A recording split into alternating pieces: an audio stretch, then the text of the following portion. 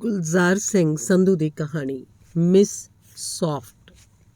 ਉਹਦਾ ਅਸਲ ਨਾਂ ਕੁਝ ਹੋਰ ਸੀ, ਪਰ ਸਾਰੇ ਉਹਨੂੰ ਮਿਸ ਸੌਫਟ ਹੀ ਕਹਿੰਦੇ ਸਨ। ਪਿਛਲੇ ਸਾਲ ਜਾਂ ਸ਼ਾਇਦ ਉਹ ਤੋਂ ਵੀ ਪਿਛਲੇ ਸਾਲ ਉਹ ਪਬਲਿਕ ਹੈਲਥ ਦਾ ਕੋਰਸ ਕਰਨ ਅਮਰੀਕਾ ਗਈ ਸੀ। ਉੱਥੇ ਇੱਕ ਵਾਰੀ ਗੱਲਾਂ 'ਚੋਂ ਆਪਣੇ ਗੋਤ ਦਾ ਅੰਗਰੇਜ਼ੀ ਅਨੁਵਾਦ ਦੱਸ ਬੈਠੀ, ਜਿਸ ਤੋਂ ਉਹਨੂੰ ਸਾਰੇ ਮਿਸ ਸੌਫਟ ਕਹਿਣ ਲੱਗ ਪਏ। ਸੌਫਟ ਕਿਹੜੇ ਪੰਜਾਬੀ ਗੋਤ ਦਾ ਅਨੁਵਾਦ ਸੀ ਮੈਨੂੰ ਚੇਤਾ ਨਹੀਂ ਆ ਰਿਹਾ। ਪਤਾ ਨਹੀਂ ਸੋਫਤੀ ਸੀ ਜਾਂ ਸੋਲ ਜਾਂ ਕੁਝ ਹੋਰ। ਉਸ ਇੱਕ ਵਾਰ ਦੱਸਿਆ ਤਾਂ ਸੀ। ਚਲੋ ਨਾਂ ਤੋਂ ਆਪਾਂ ਕੀ ਲੈਣਾ, ਨਾਂ 'ਚ ਕੀ ਪਿਆ। ਨਾਂ 'ਚ ਕਿਉਂ ਕੁਛ ਨਹੀਂ ਹੁੰਦਾ। ਜੇ ਉਹਦਾ ਨਾਂ ਸਟੋਨ ਜਾਂ ਸਟੀਲ ਹੁੰਦਾ ਤਾਂ ਉਹ ਸੌਫਟ ਕਿਵੇਂ ਰਹਿ ਸਕਦੀ ਸੀ। ਕਿੰਨੀ ਸੌਫਟ ਸੀ ਉਹ, ਤੇ ਕਿੰਨੀ ਸੋਹਣੀ। ਮਿਸ ਸੌਫਟ ਦਾ ਨਾਂ ਕੁਝ ਹੋਰ ਨਹੀਂ ਸੀ ਹੋ ਸਕਦਾ। ਜੇ ਹੁੰਦਾ ਤਾਂ ਉਹ ਨਾ ਹੀ ਉਹਦੇ ਕਮਰੇ 'ਚ ਚੀਜ਼ਾਂ ਦੀ ਤਰਤੀਬ ਇੰਨੀ ਸੋਹਣੀ। ਬਾਹਰਲੇ ਦੇਸ਼ ਤੋਂ ਲਿਆਂਦੀ ਸਲੀਬ ਉਹਨੇ ਅੰਗੀਠੀ ਤੋਂ 1 ਫੁੱਟ ਦੀ ਥਾਂ 1.5 ਫੁੱਟ 'ਤੇ ਲਟਕਾਈ ਹੋਈ ਸੀ। ਸਲੀਬ ਨੂੰ ਲਟਕਾਉਣ ਵਾਲੀ ਮੇਖ ਕਿਹੜਾ ਸਰਕਾਰ ਨੇ ਲਗਵਾ ਕੇ ਦਿੱਤੀ ਸੀ। ਮੇਖ ਗੱਡਣ ਸਮੇਂ ਉਹਦੀ ਨਜ਼ਰ ਚੁੱਕ ਜਾਂਦੀ ਤਾਂ ਸਹਿਜੇ 1 ਫੁੱਟ ਤੋਂ ਸੂਤ ਭਰ ਸੱਜੇ ਖੱਬੇ ਹੋ ਸਕਦੀ ਸੀ, ਤੇ ਇੰਨੇ ਨਾਲ ਹੀ ਉਹਦਾ ਨਾਮ ਮਿਸ ਸੌਫਟ ਨਹੀਂ ਸੀ ਰਹਿਣਾ। ਮੇਖ ਤੇ ਸਲੀਬ ਦੀ ਗੱਲ ਨੂੰ ਛੱਡ ਵੀ ਦਈਏ, ਉਹਦੇ ਕਮਰੇ 'ਚ ਪਈਆਂ ਚੀਜ਼ਾਂ ਦੀ ਤਰਤੀਬ ਵਿੱਚ ਕੋਈ ਹੋਰ ਵਿਘਨ ਪੈ ਸਕਦਾ ਸੀ। ਵਾਟ 69 ਦੀ ਬੋਤਲ ਵਿੱਚ ਮਨੀ ਪਲਾਂਟ ਉੱਗਣ ਦੀ ਥਾਂ ਲੈਂਪ ਸ਼ੇਡ ਠੋਕ ਸਕਦਾ ਸੀ। ਲਿਪਸਟਿਕ ਦੀਆਂ ਸ਼ੀਸ਼ੀਆਂ ਡਰੈਸਿੰਗ ਟੇਬਲ ਦੇ ਤਿਕੋਨੇ ਸ਼ੀਸ਼ੇ ਉੱਤੇ ਸੱਜੇ ਦੀ ਥਾਂ ਖੱਬੇ ਕੋਨੇ ਹੋ ਸਕਦੀਆਂ ਸੀ। ਮਿੰਨੀ ਫਰਿੱਜ ਚਾਰਪਾਈ ਦੀ ਥਾਂ ਹੋ ਸਕਦੀ ਸੀ, ਤੇ ਚਾਰਪਾਈ ਫਰਿੱਜ ਦੀ ਥਾਂ ਹੋਰ ਲੱਕੜੀ ਦਾ ਨਿੱਕਾ ਜਿਹਾ ਕੁੱਤਾ, ਜਿਹੜਾ ਕਿਤਾਬਾਂ ਦੇ ਰੈਕ ਕੋਲ ਮੂੰਹ ਪਰਲੇ ਪਾਸੇ ਨੂੰ ਹੁੰਦਾ ਤਾਂ ਰੁੱਸਿਆ ਹੋਇਆ ਡਾਕੀਆ ਲੱਗਣਾ ਸੀ, ਤੇ ਉਰਲੇ ਪਾਸੇ ਨੂੰ ਹੁੰਦਾ ਤਾਂ ਭੌਂਕਣ ਵਾਲਾ ਗਲੀ ਦਾ ਕੁੱਤਾ। ਉਹਦੇ ਸਿਰ ਦੇ ਵਾਲ ਮੋਢਿਆਂ ਤੱਕ ਕੱਟੇ ਹੋਏ ਹੋਣ ਦੀ ਥਾਂ ਮੁੰਡਿਆਂ ਦੇ ਛੱਤਿਆਂ ਵਾਂਗ ਹੁੰਦੇ। ਸਾੜੀ ਦੀ ਥਾਂ ਪੈਂਟ ਪਹਿਨੀ ਹੁੰਦੀ, ਤੇ ਪੈਰਾਂ 'ਚ ਬੰਦ ਗੁਰਗਾਬੀ ਦੀ ਥਾਂ ਚੱਪਲ। ਇੱਥੋਂ ਤੱਕ ਕਿ ਉਹਦੇ ਉੱਪਰਲੇ ਬੁੱਲ ਕੋਲ ਜਿਹੜੇ ਕੋਲ 2-3 ਤਿਲ ਸੀ, ਉਹ 3 ਵੀ ਹੋ ਸਕਦੇ ਸੀ, 1 ਵੀ ਰਹਿ ਸਕਦਾ ਸੀ। ਹੋਰ ਤਾਂ ਹੋਰ, ਜੇ ਉਹਦਾ ਇਹ ਨਾਂ ਹੁੰਦਾ ਤਾਂ ਉਹ ਸਾਡੇ ਨੇਵੀ ਦੇ ਹਸਪਤਾਲ 'ਚ ਡਾਇਟੀਸ਼ੀਅਨ ਬਣਨ ਦੀ ਥਾਂ ਯੂਰਪ 'ਚ ਜੰਮ ਕੇ ਤੇ ਹਿੱਪਣ ਬਣ ਕੇ ਸਾਡੇ ਦੇਸ਼ 'ਚ ਜਿਸਮ ਢਿੱਲਾ ਛੱਡ ਕੇ ਬਾਵਰੀਆਂ ਵਾਲੇ ਗੋਰੇ ਨਾਲ ਖੜੱਪ ਪੈਰ ਧਰਦੀ ਤੁਰੀ ਫਿਰਦੀ। ਉਹਦਾ ਕੁਝ ਵੀ ਵਿਗੜ ਸਕਦਾ ਸੀ। ਉਹ ਕੰਨਿਆ ਕੁਆਰੀ ਰਹਿਣ ਦੀ ਥਾਂ ਸ਼ਾਦੀशुदा ਹੋ ਸਕਦੀ ਸੀ। ਉਹ ਮਿਸ ਸੌਫਟ ਤੋਂ ਮਿਸਿਜ਼ ਹੋ ਸਕਦੀ ਸੀ। ਸੌਫਟ ਨਾਂ ਨੇ ਜਿਵੇਂ ਉਹਨੂੰ ਹਰ ਤਰ੍ਹਾਂ ਦੀ ਕਰੂਪਤਾ ਤੋਂ ਰੋਕੀ ਰੱਖਿਆ ਸੀ। ਪਹਿਲੇ ਦਿਨ ਮਿਸ ਸੌਫਟ ਕੁਲਾਬਾ ਦੀ ਸਮੁੰਦਰ ਕੰਢੇ ਬਣੀ ਇੱਕ ਬਹੁ-ਮੰਜ਼ਲੀ ਇਮਾਰਤ ਵਿੱਚ ਆਪਣਾ ਕਮਰਾ ਵੇਖਣ ਆਈ ਸੀ, ਤਾਂ ਅੱਧੀ ਤੋਂ ਵੱਧ ਬੱਸੋਂ ਦੀਆਂ ਨਜ਼ਰਾਂ ਉੱਧਰ ਹੀ ਲੱਗ ਗਈਆਂ। ਗੋਲ-ਮੋਲ ਕੱਛੂ ਵਰਗੀ ਫੌਕਸ ਵੈਗਨ ਗੱਡੀ 'ਚੋਂ ਪੈਰਾਂ ਤੱਕ ਸੈਨਿਕ ਵਰਦੀ ਪਹਿਨੀ ਮਿਸ ਸੌਫਟ ਸਹਿਜ ਨਾਲ ਉਤਰੀ। ਨਵੀਂ ਬੱਸੋਂ 'ਚ ਦਾਖਲ ਹੋਣ ਵਾਲੀ ਨਾ ਹੀ ਉਹਨੂੰ ਕੋਈ ਉਤਸੁਕਤਾ ਸੀ, ਨਾ ਹੀ ਅਚੰਭਾ। ਡਰਾਈਵਰ ਅੱਗੇ ਤੇ ਮਿਸ ਸੌਫਟ ਪਿੱਛੇ।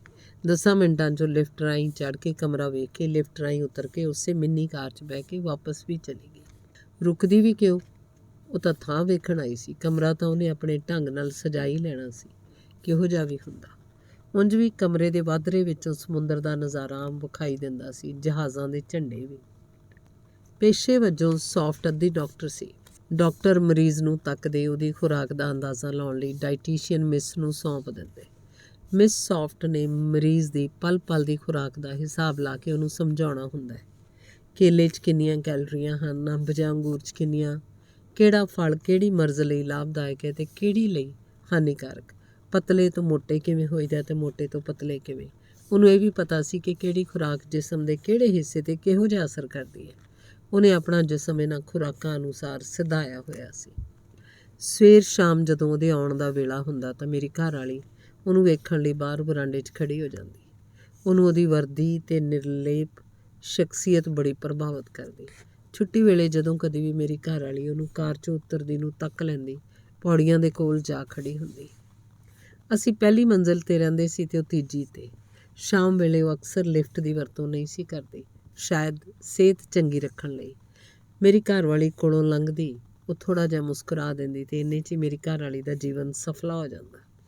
ਇੰਨੀ ਕੁ ਮੁਸਕਰਾਹਟ ਮੈਂ ਉਹਦੇ ਚਿਹਰੇ 'ਤੇ ਸਦਾ ਹੀ ਤੱਕੀ ਸੀ। ਪਤਾ ਨਹੀਂ ਉਹਨੇ ਕਿੰਨੇ ਲੋਕਾਂ ਦਾ ਜੀਵਨ ਸਫਲਾ ਕੀਤਾ ਸੀ। ਜੇ ਹੋਰ ਪੁੱਛਦੇ ਹੋ ਤਾਂ ਉਹ ਇਸ ਤੋਂ ਵੱਧ ਮੁਸਕਰਾਉਂਦੀ ਵੀ ਨਹੀਂ ਸੀ। ਸਾਡੀ ਬੈਰਕ 'ਚ ਰਹਿਣ ਵਾਲੇ ਇੱਕ ਇੰਜੀਨੀਅਰ ਦੀ ਬਹੁਤ ਮੋਟੀ ਪਤਨੀ ਇੱਕ ਵਾਰ ਬਰਸਾਤੀ ਚੂਹੇ ਨੂੰ ਤੱਕ ਕੇ ਡਿੱਗ ਪਈ ਸੀ। ਸਾਰੀ ਬੱਸੋਂ ਦਾ ਹਾਸਾ ਨਿਕਲ ਗਿਆ। ਪਰ ਮਿਸ ਸੌਫਟ ਕੋਲੋਂ ਦੀ ਮੁਸਕਰਾ ਕੇ ਲੰਘ ਗਈ ਸੀ, ਜਿੰਨਾ ਕੁ ਮੁਸਕਰਾ ਕੇ ਉਸ ਪਹਿਲੀ ਮੰਜ਼ਿਲ 'ਤੇ ਪੌੜੀਆਂ ਕੋਲ ਖਲੋਤੀ ਮੇਰੀ ਘਰਵਾਲੀ ਕੋਲੋਂ ਲੰਘਣਾ ਸੀ। ਮਿਸ ਨਾਲ ਦੋਸਤੀ ਪਾਉਣ ਦਾ ਚਾਹਵਾਨ ਮੇਰਾ ਇੱਕ ਮਿੱਤਰ ਦਫ਼ਤਰ ਦੀ ਵਾਕਫੀ ਕੱਢ ਕੇ ਇੱਕ ਦਿਨ ਉਹਨੂੰ ਮਿਲਣ ਗਿਆ। ਮੈਂ ਤੇ ਮੇਰੀ ਘਰਵਾਲੀ ਹਾਲੀਏ ਅਨੁਮਾਨ ਹੀ ਲਾ ਰਹੇ ਸੀ ਕਿ ਮਿੱਤਰ ਨੇ ਇੰਜ ਨਮਸਕਾਰ ਕੀਤੀ ਹੋਏਗੀ, ਉਹਨੇ ਇੰਜ ਮੁਸਕਰਾ ਕੇ ਉੱਤਰ ਦਿੱਤਾ ਹੋਏਗਾ ਕਿ ਉਹ ਵਾਪਸ ਵੀ ਆ ਗਿਆ। ਉਹਨੂੰ ਮੁਸਕਰਾ ਕੇ ਮਿਲੀ ਸੀ। ਖੜਿਆਂ ਖੜਿਆਂ ਉਹਨੇ ਕੇਵਲ ਇੰਨਾ ਹੀ ਪੁੱਛਿਆ ਸੀ ਕਿ ਮੇਰਾ ਮਿੱਤਰ ਕਿੱਥੇ ਕੰਮ ਕਰਦਾ ਸੀ ਅਤੇ ਕਿੱਥੇ ਰਹਿੰਦਾ ਸੀ। ਉਸੇ ਤਰ੍ਹਾਂ ਵਿਦਾ ਕਰ ਦਿੱਤਾ ਸੀ। ਉਹਨੇ ਸ਼ਾਇਦ ਉਹਨੂੰ ਬੈਠਣ ਲਈ ਕਿਹਾ ਸੀ, ਪਰ ਮੇਰੇ ਮਿੱਤਰ ਦੇ ਕਮਰੇ ਦੇ ਮੁਕਾਬਲੇ 'ਤੇ ਉਹਦਾ ਕਮਰਾ ਇੰਨਾ ਤਰਤੀਬ ਨਾਲ ਸੰਭਾਲਿਆ ਸੀ ਕਿ ਉਹਨੂੰ ਸਮਝ ਨਹੀਂ ਪਈ ਕਿ ਉਹ ਕਿੱਥੇ ਬੈਠੇ।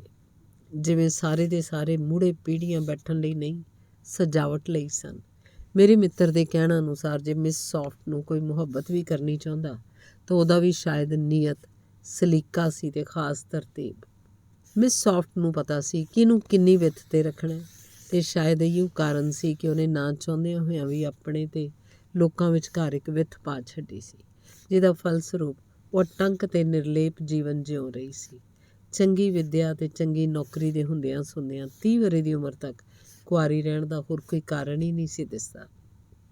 ਇੰਜ ਵੀ ਨਹੀਂ ਕਿ ਉਹਦੀ ਵਾਕਫੀ ਨਹੀਂ ਸੀ। ਨਵੇਂ ਵਿਆਹੇ ਜਾਂ ਇੱਕ ਦੋ ਛੋਟੇ ਬਾਲਾਂ ਵਾਲੇ ਜੋੜੇ ਉਸ ਕੋਲ ਆਉਂਦੇ ਰਹਿੰਦੇ। ਕੋਈ ਉਹਦਾ ਜਮਾਤੀ ਆਪਣੀ ਪਤਨੀ ਨੂੰ ਨਾਲ ਲੈ ਕੇ ਮਿਲਣ ਆ ਜਾਂਦਾ, ਕੋਈ ਉਹਦੀ ਸਹੇਲੀ ਆਪਣੇ ਬੱਚਿਆਂ ਨੂੰ ਲੈ ਕੇ ਆ ਜਾਂਦੀ, ਕਦੀ ਕਦਾਈ ਕੋਈ ਵਿਦੇਸ਼ੀ ਜੋੜਾ ਵੀ ਆਉਂਦਾ। ਉਹ ਸ਼ਾਇਦ ਉਹਦਾ ਅਮਰੀਕਾ ਦਾ ਵਾਕਫ ਸੀ, ਅਤੇ ਜਾਂ ਫਿਰ ਉਸੇ ਹਸਪਤਾਲ 'ਚ ਕੰਮ ਕਰਨ ਵਾਲਾ ਇੱਕ ਕੁਆਰਾ ਡਾਕਟਰ ਚੱਕਰ ਲਾ ਜਾਂਦਾ। ਉਹਦੇ ਨਾਲ ਵੀ ਸਦਾ ਕੋਈ ਨਾ ਕੋਈ ਹੋਰ ਦੋਸਤ ਹੁੰਦਾ। ਅਮਰੀਕਾ 'ਚ ਇਮਤਿਹਾਨ ਦੇ ਦਿਨਾਂ 'ਚ ਉਹ ਕਿਸੇ ਮੁੰਡੇ ਨਾਲ ਰਲ ਕੇ ਪੜ੍ਹਦੀ ਹੁੰਦੀ ਸੀ, ਤਾਂ ਉਹਦੀ ਪ੍ਰੋਫੈਸਰ ਨੇ ਇੱਕ ਦਿਨ ਪੁੱਛ ਲਿਆ ਸੀ ਵੀ ਉਹ ਵਿਆਹ ਕਦੋਂ ਕਰਵਾ ਰਹੇ ਹੈ, ਅਤੇ ਜੇ ਉੱਥੇ ਕਿਸੇ ਨਾਲ 10 ਦਿਨ ਇਕੱਠਿਆਂ ਪੜ੍ਹਨ ਤੋਂ ਲੋਕ ਇਹ ਸੋਚ ਸਕਦੇ ਹੈ ਤਾਂ ਭਾਰਤੀ ਸੱਭਿਅਤਾ ਅਨੁਸਾਰ ਤਾਂ ਕੋਈ ਵੀ ਗੱਲ ਬਣ ਸਕਦੀ ਸੀ। ਮਿਸ ਨੇ ਕਿਸੇ ਨਾਲ ਨਾ ਭੇਜਣ ਦਾ ਫੈਸਲਾ ਹੀ ਕਰ ਲਿਆ ਸੀ, ਇੱਥੋਂ ਤੱਕ ਕਿ ਉਹ ਕਿਸੇ ਨੂੰ ਇਕੱਲਿਆਂ ਘਰ ਆਉਣ ਲਈ ਨਹੀਂ ਸੀ ਕਹਿੰਦੀ। ਉਹਨਾਂ ਦਿਨਾਂ 'ਚ ਹੀ ਸਾਡੀ ਉਸ ਨਾਲ ਇੱਕ ਸਾਂਝ ਪੈਦਾ ਹੋ ਗਈ। ਸਾਡੀ ਆਇਆ ਨੇ ਆਪਣਾ ਭਣੇਵਾਂ ਉਹਦੇ ਕੋਲ ਨੌਕਰ ਰਖਵਾ ਦਿੱਤਾ। ਉਹ ਮੁੰਡਾ ਸਾਡੀ ਆਇਆ ਦੇ ਕੋਲ ਹੀ ਰਹਿੰਦਾ ਸੀ। ਮਿਸ ਸੌਫਟ ਨੂੰ ਕੌਣ ਮਿਲਣ ਆਇਆ, ਕੀ ਦੇ ਗਿਆ, ਜਾਂ ਉਹਨੇ ਆਪਣੇ ਘਰ 'ਚ ਤਬਦੀਲੀ ਕੀ ਕੀਤੀ, ਇੱਥੋਂ ਤੱਕ ਕਿ ਉਹਨੇ ਕਿੰਨੇ ਬਰਤਨ ਕਦੋਂ ਨਵੇਂ ਲਏ, ਕਿਹੜੇ ਦਿਨ ਕਿਹੜਾ ਰਿਕਾਰਡ ਆਪਣੇ ਰਿਕਾਰਡ ਪਲੇਅਰ ਲਈ ਖਰੀਦਿਆ ਅਤੇ ਵਜਾ ਕੇ ਵੇਖਿਆ, ਸਾਨੂੰ ਹਰ ਪ੍ਰਕਾਰ ਦੀ ਖਬਰ ਉਹਦੇ ਨੌਕਰ ਤੋਂ ਆਪਣੀ ਆਇਆ ਰਾਹੀਂ ਮਿਲਦੀ ਰਹਿੰਦੀ। ਹੌਲੀ ਹੌਲੀ ਸਾਡੇ ਬੱਚੇ ਵੀ ਉਹਦੇ ਘਰ ਆਉਣ ਜਾਣ ਲੱਗ ਪਏ, ਅਤੇ ਇੱਕ ਦਿਨ ਬੱਚਿਆਂ ਦੀ ਭਾਲ 'ਚ ਨਿਕਲੀ ਮੇਰੀ ਘਰਵਾਲੀ ਵੀ ਉਹਦੇ ਕਮਰੇ 'ਚ ਜਾ ਵੜੀ। ਉਹ ਆਪਣੀ ਸੁਭਾਵਕ ਮੁਸਕਰਾਹਟ ਨਾਲ ਖੁਸ਼ ਹੋ ਕੇ ਮਿਲੀ, ਅਤੇ ਉਹਨੇ ਮੇਰੀ ਘਰਵਾਲੀ ਦਾ ਸਾਡੇ ਘਰ ਆਉਣ ਦਾ ਸੱਦਾ ਵੀ ਪ੍ਰਵਾਨ ਕਰ ਲਿਆ, ਅਤੇ ਮੇਰੀ ਘਰਵਾਲੀ ਬੜੀ ਖੁਸ਼ ਸੀ। ਉਹ ਹੁਣ ਉਹਦੇ ਬਾਰੇ ਵਧੇਰੇ ਜਾਣ ਸਕੇਗੀ। ਸਾਡੇ ਪੁੱਤਰ ਨਹੀਂ ਸੀ, ਦੋਵੇਂ ਧੀਆਂ ਤੀਜੀ ਅਤੇ ਪੰਜਵੀਂ 'ਚ ਪੜ੍ਹਦੀਆਂ ਸਨ। ਮੇਰੀ ਘਰਵਾਲੀ ਆਪਣੀ ਧੀਆਂ ਦਾ ਭਵਿੱਖ ਮਿਸ ਸੌਫਟ ਨਾਲ ਮੇਲਦੀ ਰਹਿੰਦੀ। ਉਹਨੂੰ ਕੀ ਸੁੱਖ ਸਨ, ਕੀ ਦੁੱਖ। ਮੇਰੀ ਘਰਵਾਲੀ ਆਪ ਤਾਂ ਇੰਨੀ ਪੜ੍ਹੀ ਹੋਈ ਨਹੀਂ ਸੀ ਕਿ ਨੌਕਰੀ ਕਰ ਸਕਦੀ, ਪਰ ਧੀਆਂ ਨੂੰ ਪੜ੍ਹਾ ਕੇ ਇਹਨਾਂ ਸੁੱਖਾਂ ਦੁੱਖਾਂ 'ਚੋਂ ਜ਼ਰੂਰ ਲੰਘਾਉਣਾ ਚਾਹੁੰਦੀ ਸੀ। ਅਨਪੜ੍ਹ ਬੰਦਾ ਤਾਂ ਨਿਰਾ ਢੋਰ ਹੁੰਦਾ, ਉਹਨੂੰ ਜ਼ਮਾਨੇ ਦੀ ਸੂਝ ਹੀ ਨਹੀਂ ਆ ਸਕਦੀ। ਮੇਰੀ ਘਰਵਾਲੀ ਇੱਦਾਂ ਦੀਆਂ ਸੋਚਾਂ ਸੋਚਦੀ ਰਾਤ ਨੂੰ ਰੇਡੀਓ 'ਤੇ ਦੇਸ਼ ਦੀ ਇਸਤਰੀ ਪ੍ਰਧਾਨ ਮੰਤਰੀ ਦੇ ਫੈਸਲੇ ਸੁਣ ਕੇ ਇਹੋ ਸੁਪਨੇ ਲੈਂਦੀ ਸੌਂ ਜਾਂਦੀ। ਮਿਸ ਸੌਫਟ ਸਾਡੇ ਘਰ ਆਈ ਅਤੇ ਮੇਰੀ ਘਰਵਾਲੀ ਨੇ ਸਹਿਜੇ ਸਹਿਜੇ ਕਈ ਗੱਲਾਂ ਪੁੱਛੀਆਂ। ਪਤਾ ਲੱਗਾ ਉਹਦੇ 2 ਭਰਾ ਸਨ, ਇੱਕ ਮੇਜਰ ਇੱਕ ਇੰਜੀਨੀਅਰ। ਉਹਦਾ ਸੂਬੇਦਾਰ ਪਿਤਾ ਦੂਜੀ ਲੜਾਈ 'ਚ ਮਰ ਗਿਆ ਸੀ। ਉਹ ਸਭ ਤੋਂ ਵੱਡੀ ਸੀ। ਉਹਦੀ ਮਾਂ ਨੇ ਉਹਨੂੰ ਪੜ੍ਹਾਇਆ ਸੀ ਅਤੇ ਉਹਨੇ ਆਪਣੇ ਭਰਾਵਾਂ ਨੂੰ, ਹੁਣ ਉਹਦੇ ਭਰਾ ਵਿਆਹੇ ਵਰੇ ਸਨ, ਅਤੇ ਪਿੰਡ ਉਹਦੀ ਮਾਂ ਇਕੱਲੀ ਸੀ ਜਿਹਨੂੰ ਆਪਣੇ ਕੋਲ ਲਿਆਉਣ ਵਾਲੀ ਸੀ।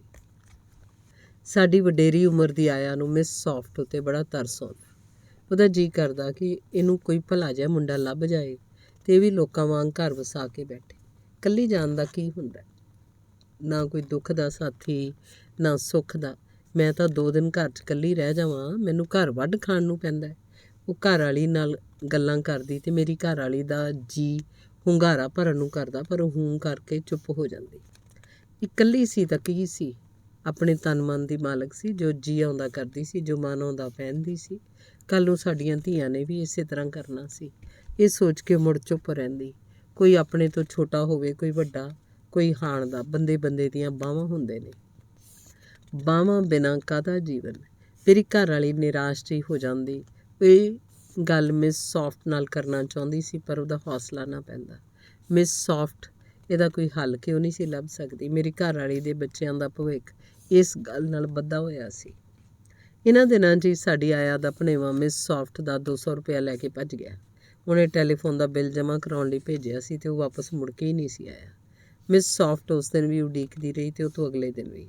ਅੰਤ ਤੀਜੇ ਦਿਨ ਸਵੇਰੇ ਐਤਵਾਰ ਨੂੰ ਉਹ ਸਾਡੇ ਘਰ ਆਈ। ਸਾਡੀ ਆਇਆ ਦੂਸ਼ਣ ਸੁਣਦਿਆਂ ਸਾਰ ਲੋਹੀ ਲਾਖੀ ਹੋ ਗਈ। ਕਿਸੇ ਗੱਲੋਂ ਝਿੜਕਿਆ ਹੋਏਗਾ। ਜਵਾਕ ਸ਼ਹਿਰ ਛੱਡ ਕੇ ਪਤਾ ਨਹੀਂ ਕਿੱਥੇ ਭੱਜ ਗਿਆ। ਸਾਨੂੰ ਤਾਂ ਆਪ ਹੁਣੇ ਹੀ ਪਤਾ ਲੱਗਾ। ਪਰੇਸ਼ਾਨ ਆ। ਕਸੂਰ ਆਪਣਾ ਤੇ ਦੋਸ਼ ਲਾਉਂਦੀ ਹੈ ਜਵਾਕ ਤੇ ਸਾਡੀ ਆਇਆ ਨੇ 2 ਵਾਕਾਂ ਨਾਲ ਹੀ ਮਿਸ ਸੌਫਟ ਨੂੰ ਚੁੱਪ ਕਰਾਤਾ। ਉਹ ਆਪਣੇ ਘਰ ਨੂੰ ਪਰਤ ਗਈ। ਅੱਜ ਪਹਿਲੀ ਵਾਰ ਉਹਦੇ ਬੁੱਲ੍ਹਾਂ 'ਤੇ ਮੁਸਕਾਨ ਨਹੀਂ ਸੀ ਰਹੀ। ਮੇਰੀ ਘਰ ਵਾਲੀ ਦੂਰ ਸਮੁੰਦਰ 'ਚ ਦਿਸ ਹੱਦੇ ਵੱਲ ਤੱਕਣ ਲੱਗ ਪਈ। ਮਿਸ ਸੌਫਟ ਵੀ ਚਲੀ ਗਈ, ਆਇਆ ਵੀ। ਸਾਡੇ ਘਰ 'ਚ ਇਸ ਤਰ੍ਹਾਂ ਚੁੱਪ ਵਰਤ ਗਈ ਜਿਵੇਂ ਘਰ ਚੋਰੀ ਹੋ ਗਈ ਹੋਵੇ। ਵੇਖ ਲਾਂਗੇ ਕੀ ਕਰਦੀ ਹੈ। ਥੱਲੇ ਤੁਰੀ ਜਾਂਦੀ ਆਇਆ ਦੇ ਵਾਕ ਮੇਰੇ ਕੰਨੀ ਪਏ। ਮਿਸ ਸੌਫਟ ਕਿੰਨੀ ਨਿਆਸਰਾ ਤੇ ਆਇਆ ਕਿੰਨੇ ਆਸਰੇ ਵਾਲੀ। ਸਾਡੇ ਘਰੋਂ ਤੁਰਨ ਲੱਗੀ ਮਿਸ ਦਾ ਚਿਹਰਾ ਹਾਲੇ ਵੀ ਮੇਰੀਆਂ ਅੱਖਾਂ ਦੇ ਸਾਹਮਣੇ ਹੀ ਸੀ। ਇੰਨਾ ਤਾਂ ਉਹਦਾ ਚਿਹਰਾ ਉਸ ਦਿਨ ਵੀ ਨਹੀਂ ਸੀ ਉਤਰਿਆ ਜਦੋਂ ਅੱਧੀ ਰਾਤ ਸੌਣ ਤੋਂ ਪਹਿਲਾਂ ਕੂੜੇ ਵਾਲੀ ਟੋਕਰੀ ਬਾਹਰ ਰੱਖਣ ਲੱਗਿਆਂ ਉਹਦੇ ਕਮਰੇ ਦਾ ਆਟੋਮੈਟਿਕ ਜੰਦਰਾ ਬੰਦ ਹੋ ਗਿਆ ਸੀ ਅਤੇ ਉਹ ਪੇਟੀਕੋਟ ਅਤੇ ਬਲਾਊਜ਼ ਪਹਿਨੀ ਬਾਹਰ ਖਲੋਤੀ ਰਹਿ ਗਈ ਸੀ। ਅਤੇ ਉਸ ਦਿਨ ਅੱਧੀ ਰਾਤ ਗਈ 2 ਮੰਜ਼ਲਾਂ ਦੀਆਂ ਪੌੜੀਆਂ ਪੇਟੀਕੋਟ ਅਤੇ ਬਲਾਊਜ਼ ਪਹਿਨੀ ਉਤਰ ਕੇ ਜਦੋਂ ਉਹਨੇ ਸਾਡੇ ਘਰੋਂ ਸਾੜੀ ਮੰਗਣ ਲਈ ਦਰਵਾਜ਼ਾ ਖੜਕਾਇਆ ਸੀ ਤਾਂ ਦਰਵਾਜ਼ੇ ਉੱਤੇ ਮੈਨੂੰ ਤੱਕ ਕੇ ਉਹਦੇ ਚਿਹਰੇ 'ਤੇ ਸਦਾ ਵਾਲਾ ਨੂਰ ਨਹੀਂ ਸੀ ਰਿਹਾ ਅਤੇ ਉਹ ਨੂਰ ਮੇਰੇ ਘਰ ਵਾਲੀ ਦੀ ਸਾੜੀ ਪਹਿਨ ਕੇ ਚੌਕੀਦਾਰ ਕੋਲੋਂ ਦੂਜੀ ਚਾਬੀ ਮੰਗ ਲਿਆਉਣ 'ਤੇ ਵੀ ਨਹੀਂ ਸੀ ਪਰਤਿਆ। ਪਰ ਅੱਜ ਦੀ ਅਤੇ ਉਸ ਦਿਨ ਦੀ ਗੱਲ ਵਿੱਚ ਇੱਕ ਪੂਰੇ ਯੁੱਗ ਦਾ ਫਰਕ ਸੀ। ਉਸ ਦਿਨ ਉਹਦੀ ਮੁਸਕਾਨ ਦੀ ਅਣਹੋਂਦ ਸ਼ਰਮ ਨਾਲ ਘੁਲ ਕੇ ਹੁਸੀਨ ਹੋ ਗਈ ਸੀ ਅਤੇ ਅੱਜ ਮੁਰਦਾ ਲਾਸ਼। ਅਸੀਂ ਕਰਨਾ ਚਾਹੁੰਦੇ ਹੋਏ ਵੀ ਕੁਝ ਨਹੀਂ ਸੀ ਕਰ ਸਕਦੇ। ਆਇਆ ਦੀਆਂ ਗੱਲਾਂ ਤੋਂ ਜਾਪਦਾ ਸੀ ਪੈਸੇ ਉਹਦੇ ਭਣੇਵੇਂ ਨੇ ਰੱਖ ਲਏ ਸਨ ਅਤੇ ਇਸ ਕੰਮ 'ਚ ਆਇਆ ਦੀ ਸ਼ੈ ਵੀ ਸੀ। ਪਰ ਅਸੀਂ ਮਿਸ ਦੀ ਮਦਦ ਕਰਦੇ ਤਾਂ ਆਇਆ ਤੋਂ ਬੁਰੇ ਪੈਂਦੇ। ਇਹ ਸਾਡੇ ਬੱਚਿਆਂ ਦੇ ਪਾਲਣ ਪੋਸ਼ਣ ਦੇ ਦਿਨ ਨੇ ਅਤੇ ਸਾਡੇ ਕੋਲ ਬੱਚਿਆਂ ਦੀ ਮਾਂ ਬਣ ਕੇ ਰਹਿੰਦੀ ਸੀ। ਉਂਝ ਵੀ ਇਸ ਗੱਲ ਬਾਰੇ ਉਹ ਪੈਰਾਂ 'ਤੇ ਪਾਣੀ ਨਹੀਂ ਸੀ ਪੈਣ ਦਿੰਦੀ। ਹੋ ਸਕਦਾ ਪਹਿਲੀ ਆਇਆ ਦੀ ਮਰਜ਼ੀ ਪੈਸੇ ਦੱਬ ਜਾਣ ਦੀ ਨਾ ਹੋਵੇ ਪਰ ਮੁੰਡੇ ਦੀ ਜ਼ਿੱਦ ਅੱਗੇ ਲਾਚਾਰ ਹੋ ਗਈ ਹੋਵੇ। ਇਸ ਵੇਲੇ ਆਇਆ ਚੰਡੀ ਦਾ ਰੂਪ ਧਾਰੀ ਫਿਰਦੀ ਸੀ। ਉਹਨੇ ਪੈਸੇ ਨਾ ਵਾਪਸ ਕਰਨ ਦਾ ਫੈਸਲਾ ਕਰ ਲਿਆ ਸੀ, ਸ਼ਾਇਦ ਇਸ ਲਈ ਕਿ ਮਿਸ ਸੌਫਟ ਕਰ ਵੀ ਕੀ ਸਕਦੀ ਸੀ। ਉਂਝ ਵੀ 200 ਰੁਪਏ ਉਸ ਲਈ ਕੋਈ ਏਡੀ ਵੱਡੀ ਰਕਮ ਨਹੀਂ ਸਨ ਕਿ ਦੁਨੀਆ ਭਰ ਵਿੱਚ ਇਹਦਾ ਰੌਲਾ ਪਾਉਂਦੀ ਫਿਰੇ। ਸਾਡੇ ਘਰ ਗੱਲ ਕਰਕੇ ਹੀ ਉਹਨੇ ਵੇਖ ਲਿਆ ਸੀ ਉਹਦੀ ਕਿੰਨੀ ਬੇਇੱਜ਼ਤੀ ਹੋਈ ਸੀ ਅਤੇ ਅਸੀਂ ਕੁਝ ਨਹੀਂ ਸੀ ਕਰ ਸਕੇ। ਮੇਰੀ ਘਰ ਵਾਲੀ ਹੋਰ ਵੀ ਪਰੇਸ਼ਾਨ ਸੀ। ਉਹਦੀਆਂ ਧੀਆਂ ਦਾ ਭਵਿੱਖ ਇਸ ਗੱਲ ਨਾਲ ਵੀ ਬੱਧਾ ਹੋਇਆ ਸੀ। ਇਹ ਠੀਕ ਹੈ ਪੜ੍ਹ ਕੇ ਨੌਕਰੀ ਕਰਨ ਵਾਲੀਆਂ ਕੁੜੀਆਂ ਸਭ ਕੁਆਰੀਆਂ ਨਹੀਂ ਸੀ ਰਹਿੰਦੀਆਂ ਪਰ ਹੈ ਸਨ ਜ਼ਰੂਰ। ਇਹ ਤੋਂ ਕੋਈ ਮੁਨਕਰ ਨਹੀਂ ਸੀ ਹੋ ਸਕਦਾ ਅਤੇ ਰੱਬ ਦੇ ਘਰ ਦਾ ਕੀ ਪਤਾ ਕਿਹਦਾ ਗੁਣਾ ਕਿੱਧਰ ਪੈਂਦਾ ਹੈ। ਕਈ ਦਿਨ ਨਾ ਹੀ ਮਿਸ ਸੌਫਟ ਸਾਡੇ ਘਰ ਆਈ ਅਤੇ ਨਾ ਹੀ ਅਸੀਂ ਉਹਦੇ ਘਰ ਗਏ।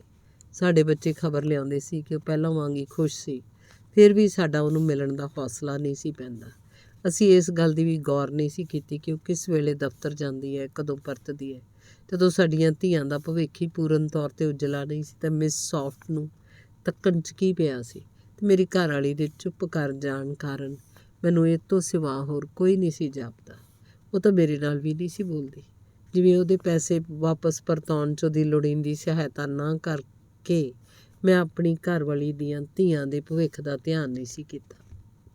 ਉੱਧਰ ਮਿਸ ਸੌਫਟ ਵੀ ਚੁੱਪ ਕਰ ਗਈ ਸੀ। ਆਇਆ ਸੱਚੀ ਹੋ ਗਈ ਸੀ। ਉਹਦੇ ਘਰ ਵਾਲਾ ਕਿਸੇ ਮੰਤਰੀ ਦੀ ਕਾਰ ਚਲਾਉਂਦਾ ਸੀ। ਉਹ ਮਿਸ ਸੌਫਟ ਨੂੰ ਜਾਂ ਮੇਰੀ ਘਰ ਵਾਲੀ ਨੂੰ ਜਾਂ ਮੇਰੀ ਘਰਵਾਲੀ ਦੇ ਘਰ ਵਾਲੇ ਨੂੰ ਕੀ ਸਮਝਦੀ ਸੀ। ਬਿਨ ਬਾਹਾਂ ਜਾਂ ਕਮਜ਼ੋਰ ਬਾਹਾਂ ਵਾਲੇ ਬੰਦੇ ਨੂੰ ਕੌਣ ਪੁੱਛਦਾ। ਮੇਰੀ ਘਰ ਵਾਲੀ ਇੱਦਾਂ ਦੀਆਂ ਸੋਚਾਂ ਸੋਚਦੀ ਬੜੀ ਉਦਾਸ ਰਹਿੰਦੀ। ਇੱਕ ਦਿਨ ਆਇਆ ਥੱਲਿਓਂ ਹੀ ਬੁੜਬੁੜ ਕਰਦੀ ਆਈ, ਰੰਡੀਆਂ ਵਾਲੇ ਕੰਮ ਨੇ ਅੱਜ ਕੱਲ੍ਹ ਦੀਆਂ ਕੁੜੀਆਂ ਦੇ। ਰੰਡੀਆਂ ਦੇ ਇੰਨੇ ਯਾਰ ਹੁੰਦੇ ਨੇ ਜਿੰਨੇ ਇਹ ਲਈ ਬੈਠੀਆਂ ਨੇ। ਆਇਆ ਦੀ ਆਵਾਜ਼ ਹਾਰੀ ਹੋਈ ਸੀ। ਪਤਾ ਲੱਗਿਆ ਮਿਸ ਸੌਫਟ ਨੂੰ ਇੱਕ ਦਿਨ ਮਹਾਤਮਾ ਗਾਂਧੀ ਰੋਡ ਉੱਤੇ ਖਰੀਦਦਾਰੀ ਕਰਦਿਆਂ ਉਹਦਾ ਅਮਰੀਕਾ 'ਚ ਪੜ੍ਹਨ ਦੇ ਦਿਨਾਂ ਦਾ ਜਮਾਤੀ ਨਰਿੰਦਰ ਪਾਟਿਲ ਮਿਲ ਗਿਆ, ਜਿਹਦਾ ਸਾਲਾ ਕੋਲਾਬਾ ਥਾਣੇ 'ਚ DSP ਲੱਗਾ ਹੋਇਆ ਸੀ। ਗੱਲਾਂ ਕਰਦਿਆਂ ਉਹ ਆਇਆ ਦੇ ਭਣੇਵੇਂ ਦੀ ਕਰਤੂਤ ਵੀ ਦੱਸ ਬੈਠੀ। ਉਸੇ ਰਾਤ ਜਦੋਂ ਮਿਸ ਸੌਫਟ ਰਾਤ ਦਾ ਸ਼ੋਅ ਵੇਖ ਕੇ ਆਪਣੇ ਫਲੈਟ 'ਤੇ ਪਹੁੰਚੀ ਤਾਂ ਸਾਡੀ ਆਇਆ ਦੇ ਘਰ ਵਾਲਾ ਮੰਤਰੀ ਦਾ ਡਰਾਈਵਰ 200 ਰੁਪਏ ਹੱਥ 'ਚ ਪਕੜੀ ਉਹਦਾ ਇੰਤਜ਼ਾਰ ਕਰ ਰਿਹਾ ਸੀ। ਨਰਿੰਦਰ ਪਾਟਿਲ ਦੀ ਇੱਕੋ ਧਮਕੀ ਨਾਲ ਆਇਆ ਦਾ ਘਰ ਵਾਲਾ ਸਿੱਧਾ ਹੋ ਗਿਆ ਸੀ। ਮੇਰੀ ਘਰ ਵਾਲੀ ਨੇ ਤੱਕਿਆ ਹਾਰੀ ਹੋਈ ਆਇਆ ਨੂੰ ਪਹਿਲੀ ਮੰਜ਼ਿਲ ਦੀਆਂ ਪੌੜੀਆਂ ਚੜ੍ਹਦਿਆਂ ਵਰ੍ਹਾ ਲੱਗ ਗਿਆ ਸੀ। ਵਿੱਦਿਆ ਕਾਰਨ ਮਿਸ ਸੌਫਟ ਦੀਆਂ ਜੜ੍ਹਾਂ ਕਿੰਨੀਆਂ ਡੂੰਘੀਆਂ ਸਨ ਅਤੇ ਇਸੇ ਕਾਰਨ ਉਹਦੀਆਂ ਬਾਹਾਂ ਅਨੇਕ ਤੇ ਸ਼ਕਤੀਸ਼ਾਲੀ ਸਨ। ਮੇਰੀ ਘਰ ਵਾਲੀ ਨੂੰ ਜਾਪਿਆ ਜਿਵੇਂ ਮਿਸ ਸੌਫਟ ਅਨੇਕ ਭੁਜਾਂ ਵਾਲੀ ਦੁਰਗਾ ਹੋਵੇ, ਜਿਹੜੀ ਪੈਰਾਂ ਹੇਠਾਂ ਸੱਪ ਲੈ ਕੇ ਵੀ ਨਿਸ਼ਚਿਤ ਰਹਿੰਦੀ ਹੈ। ਉੱਠੋ ਬੇਬੀ, ਤਿਆਰ ਹੋਵੋ, ਨਾਸ਼ਤਾ ਕਰ, ਸਕੂਲ ਦਾ ਸਮਾਂ ਹੋ ਗਿਆ। ਮੇਰੀ ਘਰ ਵਾਲੀ ਨੇ ਆਪਣੀਆਂ ਧੀਆਂ ਨੂੰ ਲਾਡ ਨਾਲ ਹਿਲੋਣ ਕੇ ਜਗਾਇਆ। ਧੰਨਵਾਦ।